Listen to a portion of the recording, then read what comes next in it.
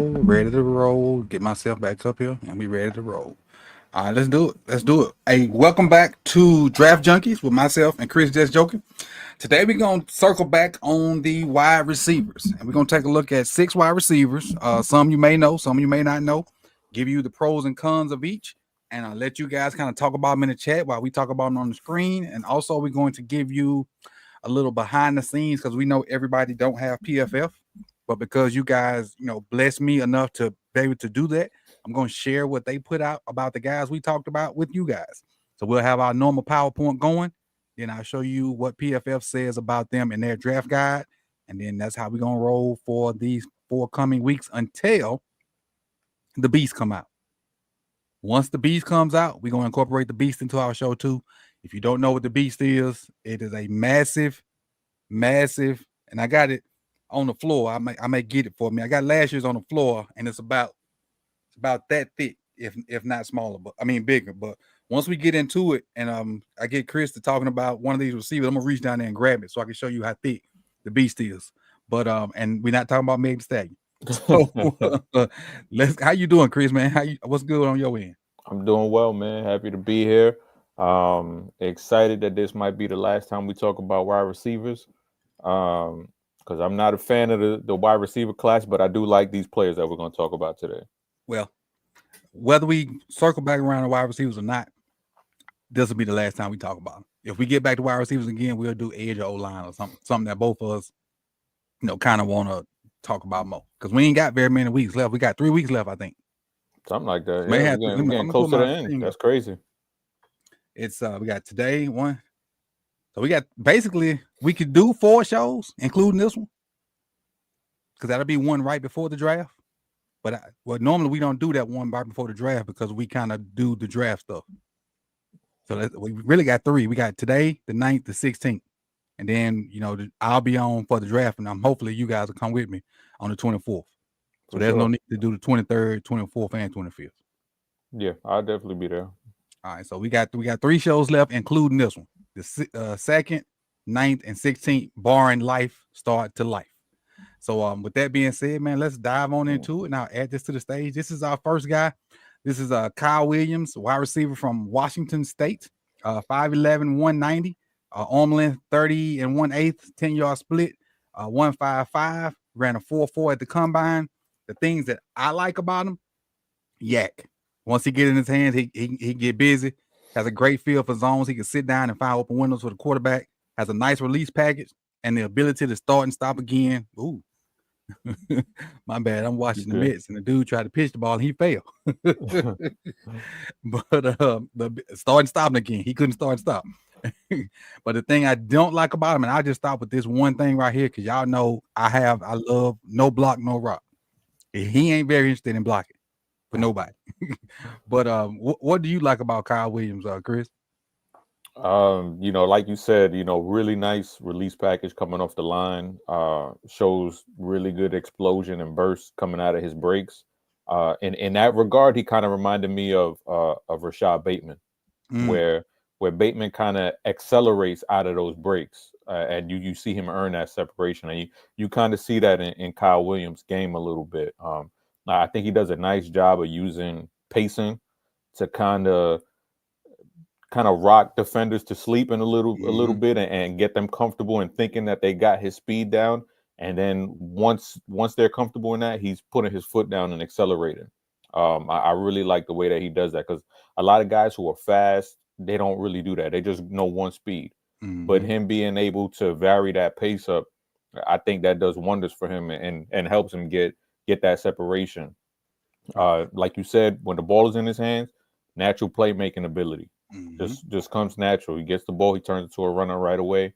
And has a little bit of wiggle to his game.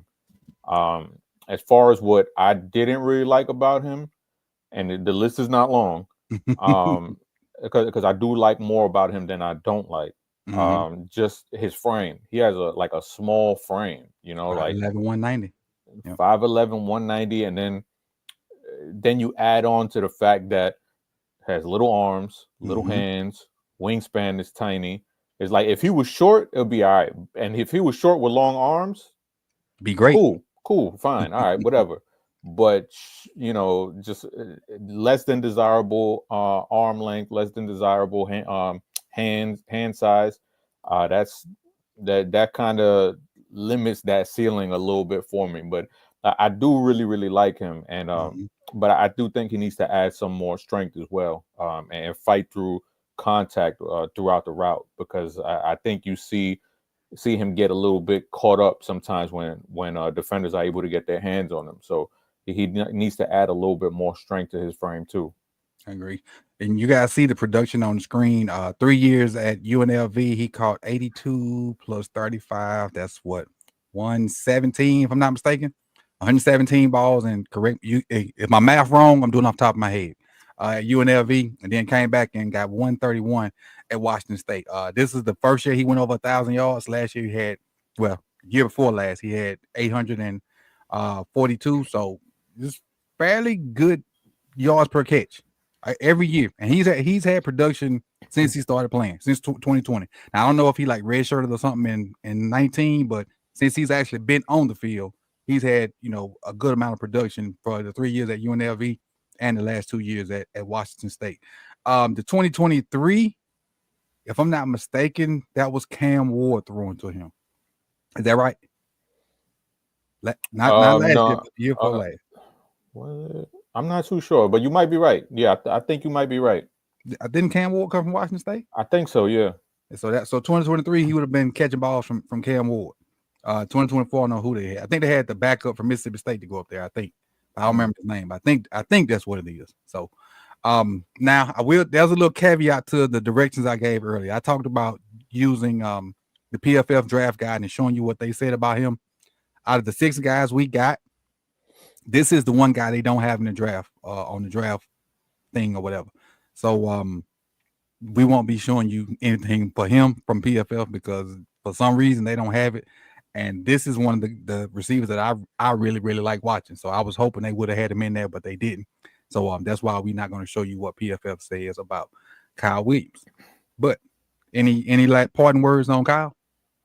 Yeah, I want to ask you. I want where do you think he goes in the draft? Like, where would you put his value? Mm. If physicality was not a concern, and that's like with guys pressing him and him blocking, I would say second. But with him, I mean, I think you can find what he does with the ball is special. What he does when he's not getting the ball, you probably ain't gonna want him on your team. So I would say third or fourth. I agree. I'm in that same area with you, third and fourth, because what he does to create separation, that you cannot teach that. You can Mm-hmm. get him stronger. You can maybe get him to be a little bit more physical when it comes to the run game, but that separation, we know that in a lot of offenses that Mm-hmm. is king. Yep. But I agree with you. I think third, fourth, that sounds about right. That if somebody values that starting stopping, which I call it starting stopping, and you called it basically layering his routes and lulling people to sleep, that's the same thing. We just use different terms. If somebody values that, I could see it bumping up in the second. If they value that and they like he fits a specific need for a certain team, I can see a team reaching up late in the second or early third and picking him up. So that's he got upside. He got downside too. So Right. the thing is when he not getting the ball and you running, is he a guy out there allowing the corners to come in and make tackles for 1 yard gains when it should have been a 15-yard gain because he ain't block his dude. Right. That's the type of stuff that's why I'm great right now. Receivers not blocking. Yeah. Because I my little pettibone come out. If you don't block, I'm not calling plays for you. I'm sorry. And Unless you Randy Moss. and people think that's just like a Ravens thing. That's not just a Ravens thing. I mean, you look at Kyle Shanahan, and if you're not doing the things that you need to do as a wide receiver, like overall, Mm-hmm. he will sit your ass down. Just ask Brandon Ayuk. Yep. So it's not just a Ravens thing. Like there's a lot of offensive coordinators who they need a certain standard for their wide receivers. Yeah, I agree, 100%. Let's go to number 2 on our list today. Ty Felton, from Maryland. Most of the people in the area, kind of like this dude, and this is one of the reasons I put him on there. 6'1", I can't see that. It's behind my Streamlabs thing. Hold on, I can do this. I got it on this 185. side. 183. So he's Okay. 6'1", 183. 30-inch arms, 151, 10-yard split, 4.37, 40. And what I liked about him, great hands, slippery after the catch, really good speed, really good routes. What I don't like about him is too much dancing at the line of scrimmage. Too much then run the route. Man, the quarterback sacked by now. Especially that quarterback. And he needs to be more physical when people are pressing him, and at the top of routes too, when he's trying to either throw somebody by or push him off and stuff like that. He just kind of, kind of passive about it. Mm-hmm. Yeah, I mean, first of all, anybody who watches the quarterback play from Maryland every week, God bless you, because it was rough. Felton, easy to like him right away. He's really explosive, and he's just an easy mover. Like you watch him coming off the line, and it's like butter. The way that he is, when he wants to hit that gear. I don't think he's a really strong player. But I do think he does a better job than Kyle Williams is. He is like he does a good job of dealing with the physicality throughout a route. He doesn't let a cornerback's hands or hand fighting really mess him up or hold him up. He does a good job of running through that contact, and I like that with him. Has a little bit of that Torrey Smith talent as far as drawing DPIs. I saw a bunch of that on film. Has the versatility to line up on the inside, on the outside. And I think whatever team drafts him, I think if they line him up on the inside, he's going to be an absolute nightmare. Yep. Like as far as being a vertical threat, like you just saw teams that they were just like, oh shit, when he was in the slot. And I, obviously we're watching this and we're evaluating the players, but then when we look at the possibility of them being Ravens, I like this fit with him because let's say the Ravens draft him. They're not drafting him to be the guy. This isn't like 5 years ago where they're drafting a mid-round guy to kind of take on number one roles. He's if they draft somebody like this, he can sit, learn, but he has the tools there, like the physical tools to really develop into a solid receiver. And I feel the same way about Tez Walker too. Yes. Like he's in that same kind of mold where they're not ready right now, but I do think they have the upside to develop into something, a year or two down the line. Yep. And I could see like him and Tez being our number 3 guys for the next 3 to 4 years, and like maybe splitting that role, because both of them, with their speed and the little bit of size that they got, they can add a element to the offense that we don't really have. Yeah, we got fast guys, but we really don't have a guy that takes the top off.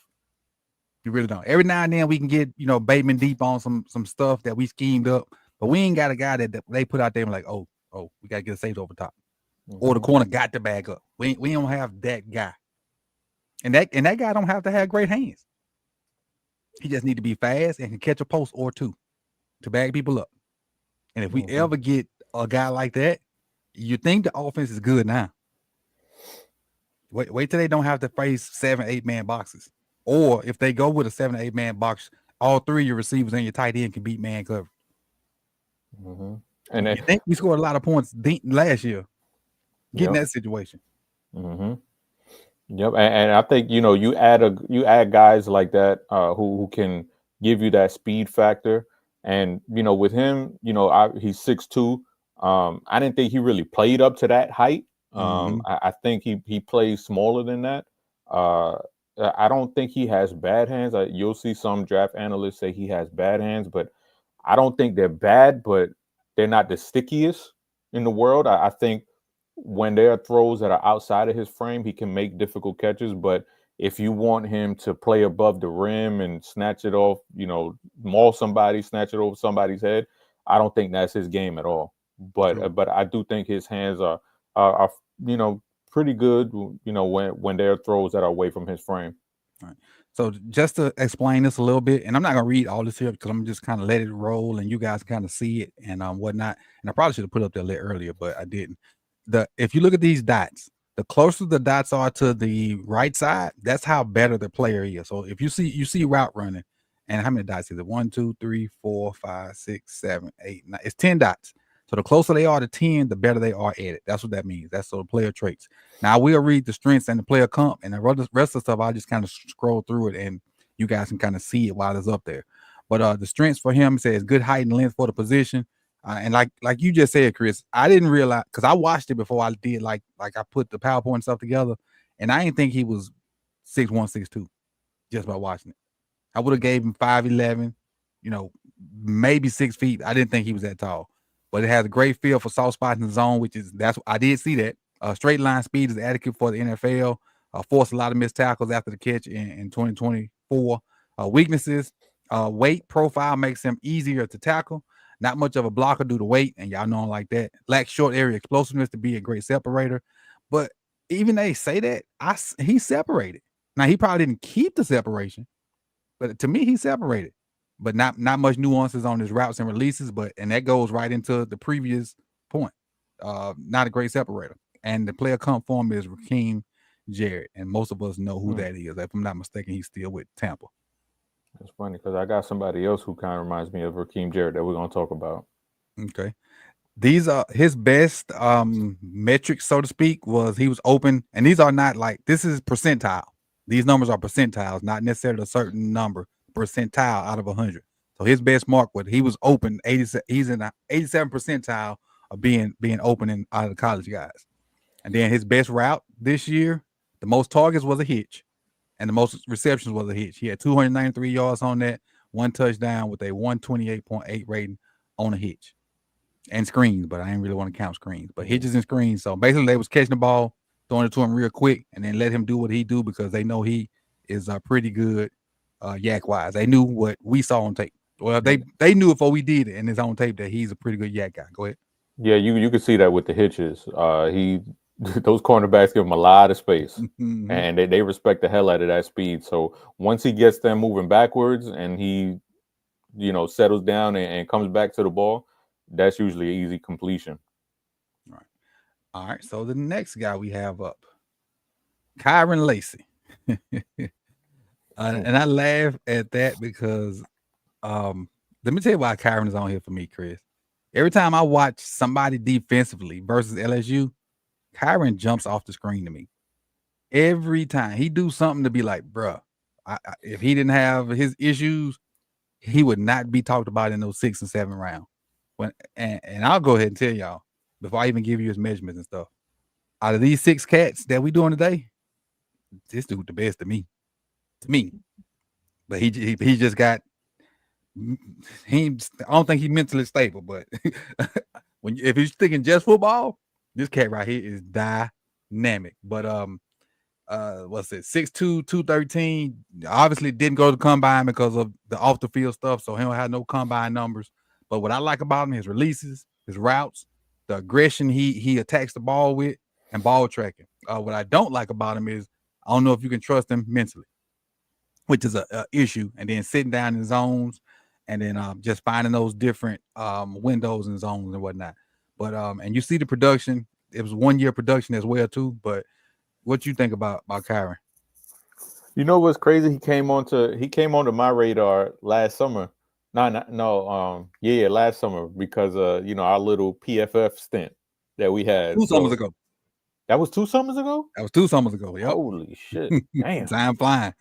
Well, yeah, that's where he got on my radar. But so he would have just gotten to LSU that year. That would have been 2022. He would have just gotten to LSU. I think that might have been Jack Besh's first year too.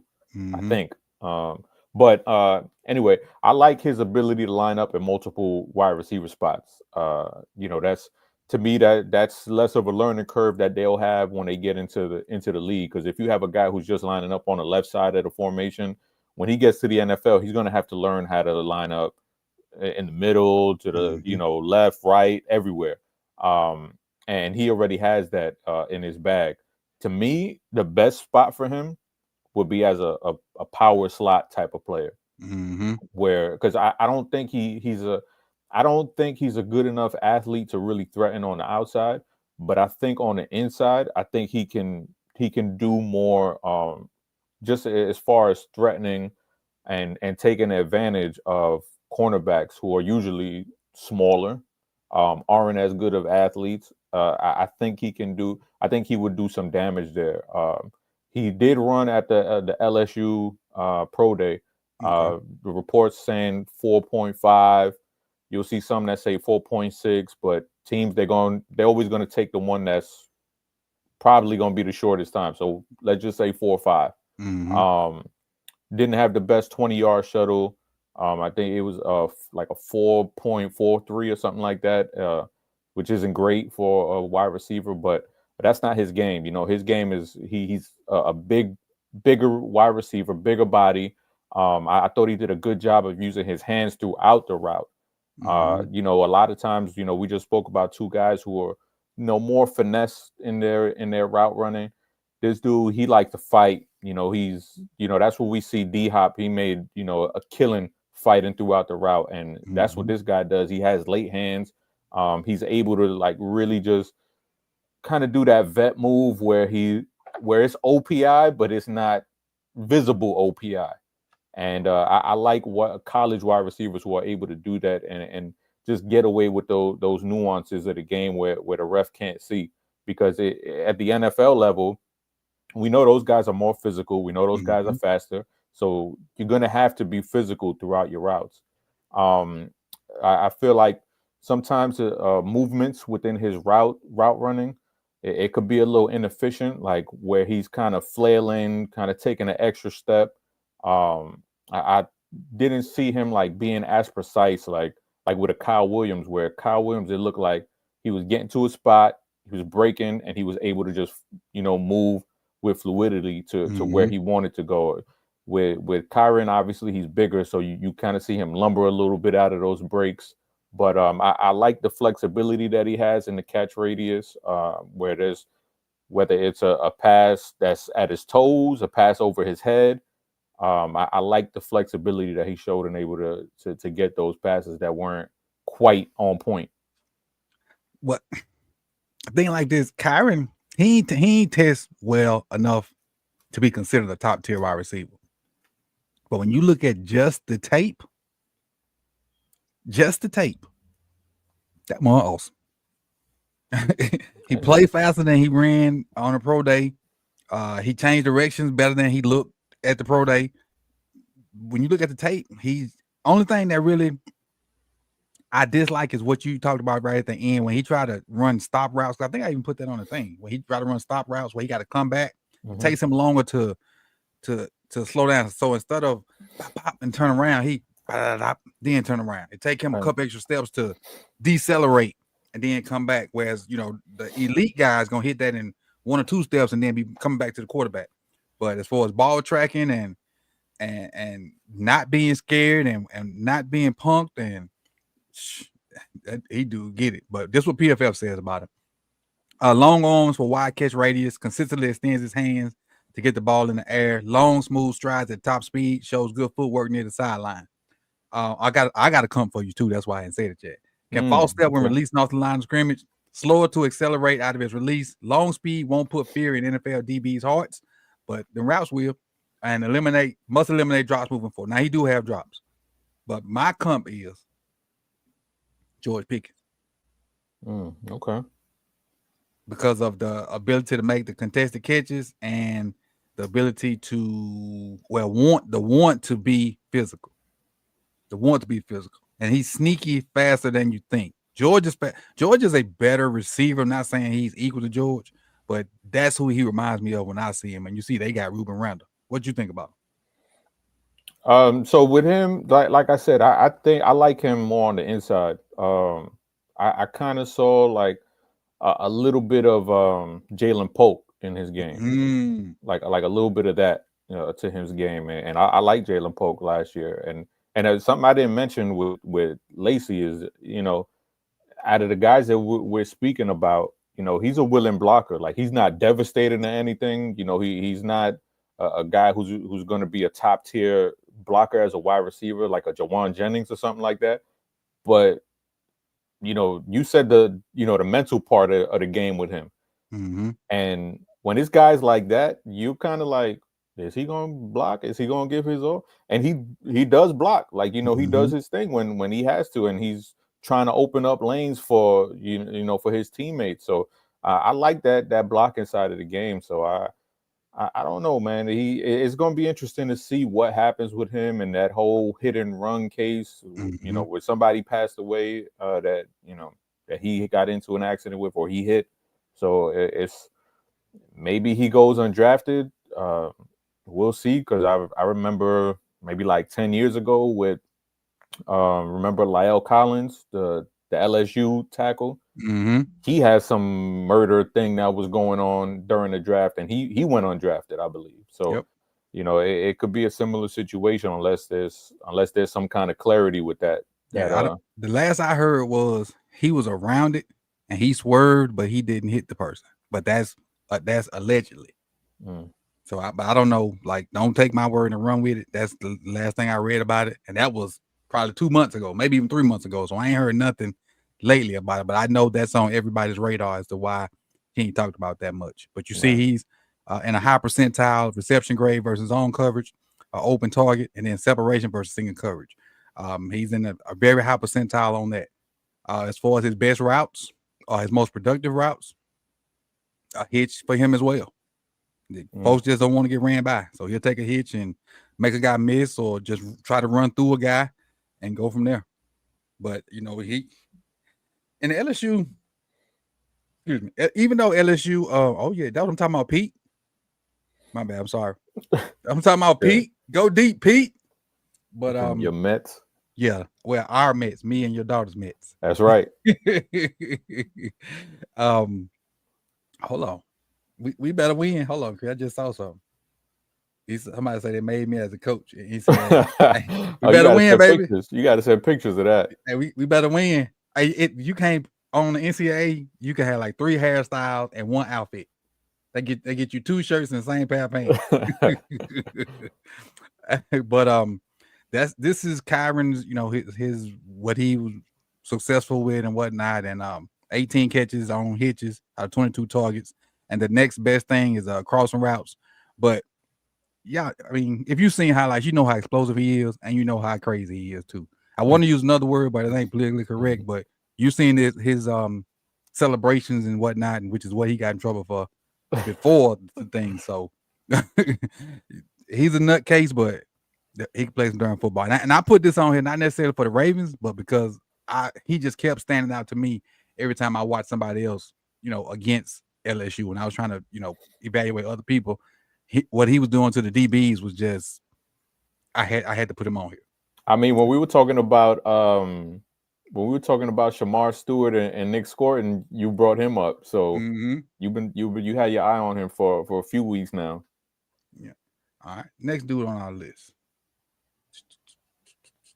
Luther Burden Jr. From Missouri. He is, get it over here on my screen. 6'206", senior from Missouri.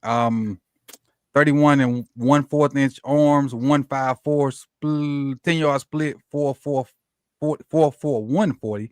What I like about Luther is ball tracking. He's a savvy wide receiver, meaning he does that same thing that who's that we talked about with the starting and stopping in their routes. Kyle Williams. Kyle Williams. He does a good job of just being smooth with it. You'll think he's slow and he'll accelerate on you and run past you, and then when you turn and you got your old snap look, he'll decelerate and break that thing off. Dude right here, dude can play. He can play. Got a lot of missed tackles for us. That's what that MTF stand for. He don't have long speed. I think he needs a little bit more nuance in his routes other than that pace changing. And can he play outside in the NFL? But that's what I like about. But I did like Luton. Them last 3 may seem like I don't. And I will say this, Chris, I like last year's tape better than I like this year's. Mm-hmm. Yeah. That, I mean, to me, like, he should sue Missouri for what they did to him this past season. I like, just to me that they hid what what he can truly do. Like they kind of put handcuffs on him, so to speak, and made him a gadget player. There are games where they didn't even try to really get him the ball that much, and it's like he's not getting locked up. It's the scheme they're not putting the ball in his hands, Right. and it was frustrating to watch. But when you just look a little bit closer, you see a guy who has the skill set to be a complete wide receiver. Mm-hmm. I'm not sure if he'll ever be a number one wide receiver. I know we spoke about we were in the group chat yesterday, and I said I feel like he could be a team's Devontae Smith. Mm-hmm. Where he's maybe not the 1A, but he could be the 1B. A high level 2. Yep. I think what he's put on tape just throughout his years at Missouri, that's enough evidence for me to see that there's a more nuanced wide receiver here than what we saw in 2024 at Missouri. When you see him able to actually run real routes, you see him be able to get open. You see him be able to make real catches where he's having to stack against the cornerbacks and use his body and be able to track the ball over his shoulder, which are things that you don't really get to see him do because he's just the gadget guy. Now Mm-hmm. he does the gadget stuff at a very high level too, so you kind of have that where you kind of have a Debo kind of deal with him where you can use him in these ways. But as far as being an advanced wide receiver, I think he does that at a higher level than Debo ever has. I think the ability to track the ball, I think that's one of his trump cards because we know, like, let's just say Ty Felton, for example. Like, I think that's a weak part of his game, just being Mm-hmm. able to track the deep ball. And with Luther Burden, like, you see him track the deep ball, and he looks like Willie Mays when he's able to do it. But that's the problem; he's not always able to do it. Obviously, when he has the ball in his hands, he can be a playmaker, punt return ability. Teams are gonna love that. I think he's scheme versatile. Like I think you could line him up on the inside. I think you could line him up on the outside. Shoot, I think you could line him up in the backfield too. Not as a running back, but just get creative with him out of the backfield. And I think he's a piece who can be moved around any formation, and you can create mismatches with him all over the field. So I'm really high on him. The reason why I put him here, if this was 2 weeks ago, we would not be talking about Luther Burden. We would be talking about Andrew Armstrong or something like that. But the reason why he's in here is because he's been, for whatever reason, getting dropped in a lot of big media mock drafts where he's at the late first. They're talking about early second. I don't understand it, Mm-hmm. but if that's the case, then he's somebody we need to talk about. Definitely. Because the way it looks, he'll be there around 27. I don't know if that's the right way to go, but he looks like he'll be there around 27. And you was talking about they need to sue him. I had to go check something while you were speaking. Just look at his production. Last year, 120 targets, 1,200 yards. This year, and I'm looking at the number, 61 catches, 676 yards. That's almost half. So I'm like, well, he missed some games. I know he missed some games. So while you was talking, I went to go look for it. He missed one game. Had 40 less targets. The number one receiver had 40 less targets. Only missed one game. And he came in as the man. Yep. He was a 5-star guy, number one wide receiver in the country. So, they knew they needed to get him the ball and get him involved. So I'm sure he probably wasn't too happy with his role. I agree. What PFF says, a great all-around athlete, a natural playmaker with the ball in his hands, sharp, explosive route runner, very elusive after the catch, good balance for Yak. I agree with all those. Weakness, can get pushed around some in the blocking game, doesn't always attack the ball in the air, and their player come for him is Debo Samuel. Now, I don't see that type of toughness, but as far as the route running part of Debo, I can see that. But all the extra stuff that Debo does, I don't necessarily see that. But you just said that they line him up at a bunch of different spots and Debo. And keep in mind, Chris ain't seen this. Chris, this PFF thing I'm putting up there, Chris ain't seen it because he didn't know it was out till I told him right before we started. So for him to say what he said about him and then this to be Debo, it kind of lets you know that we can have a general idea of what we be talking about sometimes. Now, sometimes we definitely miss, but we have a general idea. All right. Next on the list, put the list back up here. Jalen Royals. Now for Jalen Royals from Utah State, he is 6 foot 205, arm length 30 and 1/8, 10-yard split 149, 40, 442. What I like about him, he got 81 routes. And when I saw Utah State, I'm like, how this dude get where he from? When I figured out where he was from, oh yeah, he's from the South. So I understood. He understands his stems. He knows when to once he gets past a guy, how to bend that thing back in and give his quarterback more room to throw the ball. How to start and stop in the routes. The pacing is what you mentioned earlier. A good job after the catch, and he accelerates like nobody else. Now his max speed was what I got. His max speed is 4.4. He go from 0 to 4.4 like that. Mm-hmm. Now he probably don't sustain it over a long time, but he can get there real quick. What I don't like physical when guys can get their hands on him, he ain't got a lot in his tool bag to get off of. So that's the one negative I have about him. Yeah, with him, obviously, a stout wide receiver with solid muscular frame. Like they showed him at the Senior Bowl. Like, they have those close-up shots. Mm-hmm. And they showed him, and I was like, damn, this dude looks like a running back. Like, and when you look at his size, like what he's listed at, you're like, all right, he's not a big guy. But, some people are just built different. And when they put that camera on him and then you look at him compared to the cornerback, you're like, damn, this is a solid dude. Like he's big. And, you can see that with the way that he runs when the ball is in his hands. Because he's not a huge physical guy, kind of like a Savion Williams or something like that. He's smaller, more compact, but you see him run through arm tackles. If you're just gonna put a little hand out there, he's gonna run right through it. And I like the way I like the job that he does when he catches the ball. He turns into a runner immediately. Like some guys, unfortunately, we're very used to it with the Ravens because they catch the ball and they're like already hopping around and dancing. Jalen Royals, he catches the ball and he's going one way. He's going straight downhill.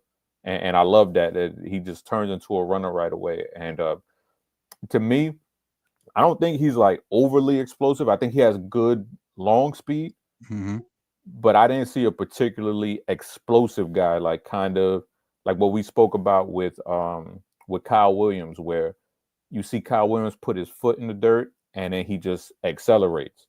I think with Jalen Royals, like I said, he has that long speed, but that change of direction coming out of the break, I didn't see that explosion coming out of those breaks. And obviously he has that foot injury from the 2024 season. So he was at the Senior Bowl, ran at the Combine. So it looks like all systems are go because we know Ravens fans got PTSD when it comes to injury. So it looks like he'll be a full go if he did the Senior Bowl and the Combine. Right. A little bit about that story because I was wondering how he got there. A 0-star recruit out of high school. Royals worked his way from Georgia Military College, and they say JUCO, but that's 13th grade. Because I know how they did it. It's 13th grade. That's what it is. And to Utah State, and he eventually, turned out to be what he is now. Strong hands at the catch point, consistently extends his hands to attack the ball in the air. Nuanced route runner who shows awareness to vary his speed. Strong versus press with active hands to fight free. Will bounce off low ankle tackles for yak. Weaknesses: acceleration can be hot and cold. Long speed appears to be average for NFL level, and greater contested catches, but often lacks separation. Player comp: Jermaine Kearse. This last one I didn't see. Go ahead. This is the guy who I remember. I said there's someone who reminded me of Raheem Jarrett. This is who reminded me of Raheem Jarrett. Yeah, I can see that. Kind of. They like running backs that playing wide receiver. Right. Yeah. This probably should have been the Debo comp to me. Because you can actually put him in the backfield and let him be a decoy, let him be a decoy, maybe throw him something out the backfield, and then sneak him on the inside zone. I think he can run one or two inside or outside zones. Mm. But let's see what else we got for him. You see his high percentiles for reception grade versus single coverage is up there. Open target is up there, and separation is average is 76. His most productive routes for him screens and hitches. And y'all probably see all this data and thinking like, why they just throw screens and hitches? Because there's not a lot of good quarterbacks out there. That's why. And coaches don't trust them to throw the ball down the field. So they find the best athlete. Let's get it to his hands as fast as possible, and let him do what he do. Because there ain't a lot of good quarterback play out there. That's one of the reasons why so many of these guys have screens and hitches as their most targeted things. And if the DB play off, it's the easiest too. Right. So don't feel bad if you don't see a bunch of goals, or you're not gonna see a bunch of goals, bunch of outs and posts and stuff like that. Which you see these charts for NFL players, hitch probably won't be on there. It'll be on there, but it won't be like the main thing. All right, we got one more to do. Jalen Noel from Iowa State. Got a teammate that we talked about earlier. 5'10", 194, 29 and a half inch arms, 151 split, 10'3", 940. So Chris, he ran, I'm sorry, 4'3", 940. He ran a 4'3". The DB from Iowa State ran a 4'3". You remember what Higgins ran? Higgins wasn't 4'4", was he? Higgins was fast. Yes, he was. Higgins was fast. I wanted to say 4'4". Let me look it up. What's in the water at Iowa State? Because they starting to produce guys. 4.47 he ran, which is fast as hell for a 6'4" guy, 214 pounds. Exactly. So you got 2-4-3 guys in Noel and the DB, and you got 4-4 with the receiver. We got Tampa last year. So Iowa State, look, they trying to put some stuff together and do some things. And he was at Iowa State for the 4 years. You see the production. What I like about him, real twitchy. He's when you're short, you better be twitchy, and he's definitely that. Position versatility. I think he can play inside and out at that size. He runs the whole route tree well, and he's good versus zone. What I don't like about him, he can be redirected sometime because of his size. He will have some concentration drops, and because of his size, even though he has the blocking effort, he sometimes get thrown around like a little rag doll, or just don't do it at all. But what do you like about Noel? Speaking to that blocking, if anybody watching can get their hands on an Iowa State versus Kansas State, and you see Noel and Jacob Parrish, number 10 from Kansas State, man, these dudes go at it like two mad little midgets. Like they go at it all game. And Jacob Parrish, he's one of my favorite cornerbacks in this draft. And so watch that battle. It was very, very fun. But just as far as Noel's concerned, I gotta mention it because we know the Ravens love it. 2-time captain of the team. It's rare where you have players who go back to school as a captain, and he was able to go back and be the captain twice. Tough as nails, solid build. Just another guy who's stout. He's short, but he's not little. He's stout. He has some weight on him, and that's what you want to see. You don't want to see a short, skinny guy. You want them to have a little bit of weight to them. Plus athlete. When he has the ball in his hands, you can see the juice right away. He catches the ball, like I said earlier, where he's able to catch the ball and he just turns into a runner. And he's one of the best returners, if not the best returner in the nation. So that's something else you kind of need to stash away and put in the back of your head. The more you can do, the more they love you. Yep, exactly. And then if you can contribute on special teams, that is as a rookie, that's one of the fastest way to get you on the field if you contribute on special teams, because we know coaches love that. Obviously, purple and black. you already know that. I thought he did a good job as far as being a route runner. I thought his release package was good. I thought he was able to create separation fairly well. I don't think he's a high level route runner or anything like that, but I thought he had sharp cuts. I thought he accelerated coming out of his breaks very well.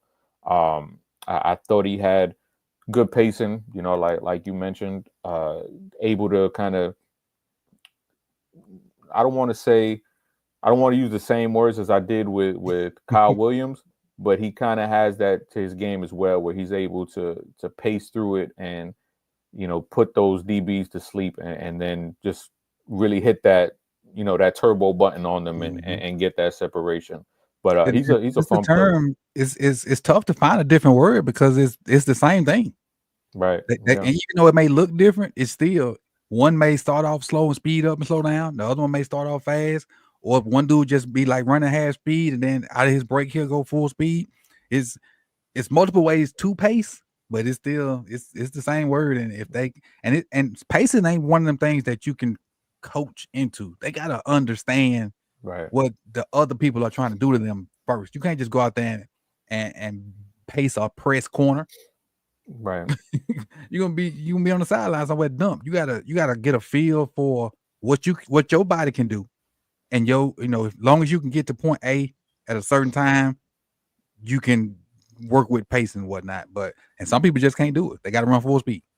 And that's why you see guys like Anquan Bolden be able to have success in the league, but then you see a guy like Darius Hayward Bay, who he had a long career, but he never lived up to that top 10 billing that he got because he wasn't able to add that nuance to his You game. threw a name out that in, boy. Hayward Bay. Hey, that's deep. You went in the bag on that one. Sorry for the Maryland people watching. The ultimate pace guy to me, and you can tell me if you agree with this or not, is Tay Adams. Oh yeah. Tay ain't the fastest. That's something that he had to learn. Mm-hmm. Tay is the ultimate pace guy. A lot of people they forget. It doesn't seem like that long ago, but a lot of people forget he didn't come out of the gate, on fire. Like it was looking like he was a bust. Him and Aaron Rodgers weren't on the same page. It did not look good. And then, obviously probably having dudes like Jordy Nelson in that room, learning from guys like those veterans. I forgot what's the other dude's name that was on the Jets too. With him? With the eyes. Oh yeah. The slot receiver. Randall Cobb.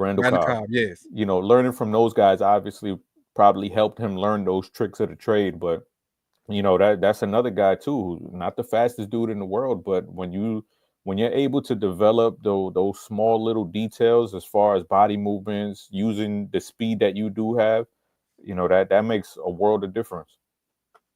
I was trying to look up Devontae and see what he did early in his career with Green Bay. Oh, I hit the wrong button. So first year was 2014. 54 catches, 91, 74.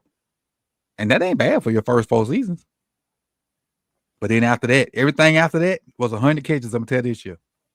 1, 2, 3, 4, 5, 6, 7 straight years, 100 catches. So like you said, he got better at it. He learned from, and I forgot about Jordy. Jordy's a great guy to learn from. I love Jordy. Great guy to learn from.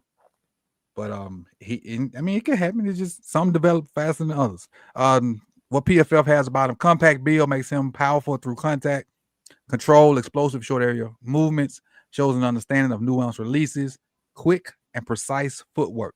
His weaknesses: explosive, but missing top speed to be a vertical threat, which combine showed that ain't wholeheartedly true, but maybe they're just going off of tape. Doesn't have a lot of experience lined up outside the numbers. Arm length makes him an inconsistent run blocker, and that's kind of I talked about with him being small. Lacks a playmaker mentality for forcing missed tackles. Now, when you're that small, your MTF need to be up there. Missed tackles force, and his was not high as I would have liked him to be, but that don't mean that he can't do it, because when he was open, and then he was the man, but he necessarily had to be the man because they had 2 really good receivers over there. So you know, how he'll be a 3 wherever he go starting off. I don't think he'll be nobody's 2. Right. Maybe some lower end teams 2, but I don't think he'll be no decent to good teams number 2. So he'll have a chance to learn.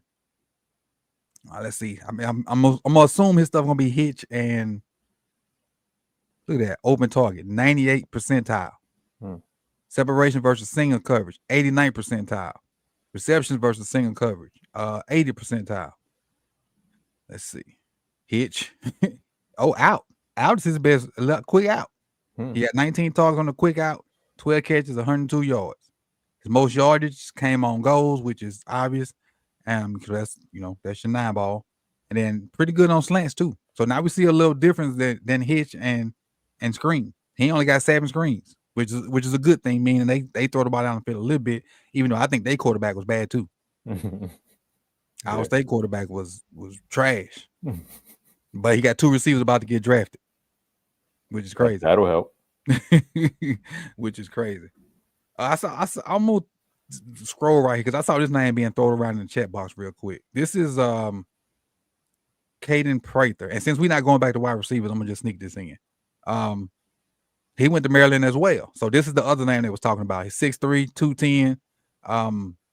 What they have about him is good size for an NFL outside receiver, long limbs, gives him a catch radius and long strides, quick to flip his hips, especially given his size, a natural at hauling in passes away from the body, has the size and hand fighting ability to work off press. So weaknesses, low success rate versus single coverage, assuming that's man, limited top end speed, and very little experience in the slot. And his player comp is Brendan Rice, who is Jerry Rice's son, who was not drafted last year or drafted late last year.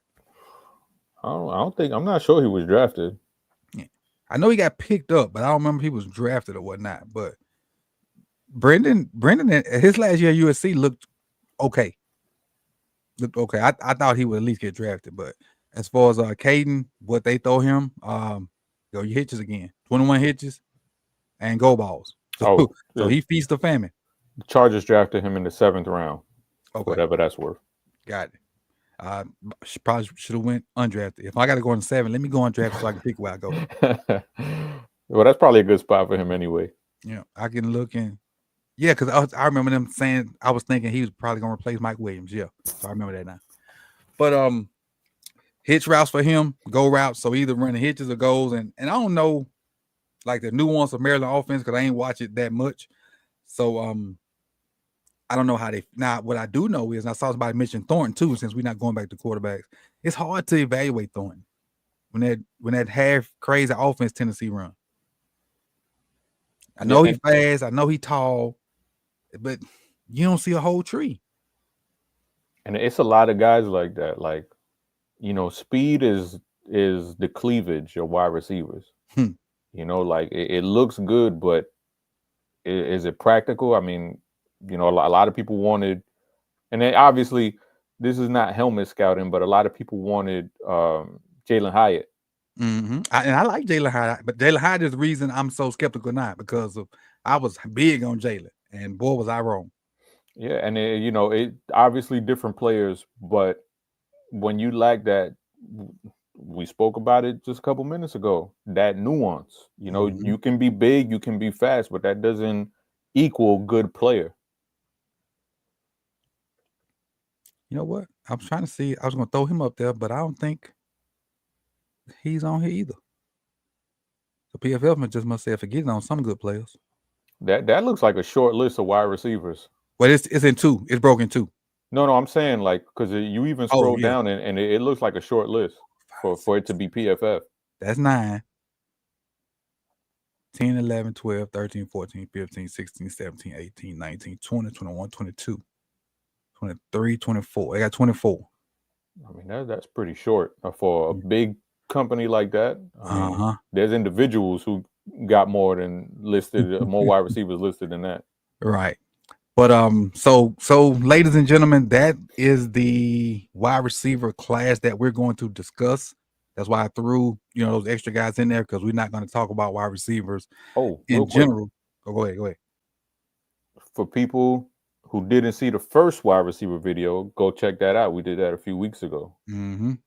What's the name? We did Besh, We did Besh. We did Higgins, Higgins, Jaden Higgins. Um, Did we do Nick Nash? we Because did I didn't Nick like Nick Nash. Nash. Yeah. I didn't either. We did Alik Savion Williams. Mayor, Yeah. Xavier Williams. And Eric L. Mayor. Yeah. Yep. So that was the 6 we did. So we've done 12 in total. But that's our wide receiver breakdown. And if we draft one, we'll talk more about them. If not, we won't have to talk about them. But it is what it is. Next week we'll be back. Let me see. I think we're on Edge. Next week will be Edge. Have we done corners yet? We have not. Let's do corners then. All right, yeah, let's do corners. Let's go corners. We're gonna go corners. We're gonna go corners. So this is what I'll do. Just like we did with the O-line, I think. You send me your 3, I'll send you my 2, and you guys in the chat box. And if you're watching this on the back end, you got 24 hours to submit your name, your corner name. Don't do it in the chat box. Do it in the comment section. Because the chat box gonna disappear at some point. But if you put it in the comment section, you got 24 hours. It's 7:32.